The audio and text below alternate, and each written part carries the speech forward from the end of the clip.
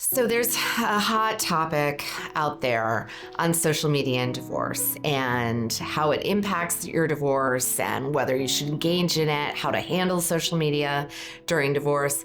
And my basic advice is just keep your divorce off of social media. Really and truly, no good and a lot of harm can come from talking about your divorce itself, talking about your spouse, certainly talking about your children on social media. Just keep it off, be discreet, and make sure that what you're putting on social media about anything in your life is something that you'd be comfortable down the line having a judge hear.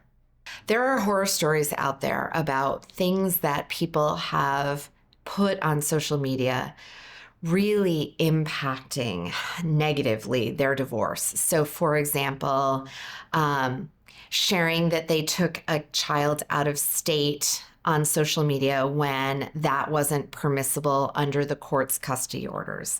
Really significant impacts because it demonstrates poor judgment and a violation of a court order. So there can be extreme ramifications for these things. Just keep your divorce private and off of the interwebs. Some people actually, during their divorces, try to use social media to plead their case. They may not be focusing on what's sort of become the classic no-no with social media and divorce, which is things that are wrong with their ex or bad behavior that their ex exhibited during the marriage or during the divorce. There are some people who actually try to plead their case in the court of public opinion, what a great parent they are, and things like that. Whenever you are tempted to do something like that, that's not a good idea either. Very often, even if you're trying to say something positive about yourself instead of negative about someone else, it also is not a good idea. So if you are in a divorce and you like social media, keep it light, not about your divorce, restaurants you liked, trips you took, easy stuff that's not about your spouse, yourself in the context of the divorce, or certainly your children. And you've heard the adage that nothing on the internet ever goes away, right? Well, that's particularly true in the case of a divorce. If your account is private, if you've deleted it, that doesn't keep things from being discoverable in a divorce. They can still come out. So the advice is just don't do it.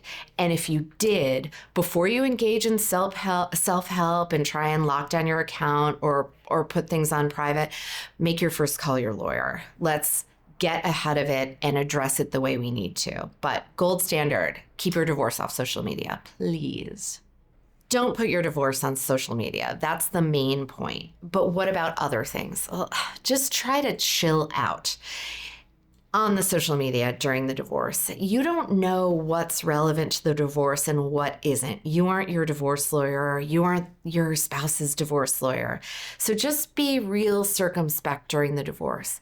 If you're a small business owner and part of your business marketing strategy is around social media, keep it on your core business and not on personal things.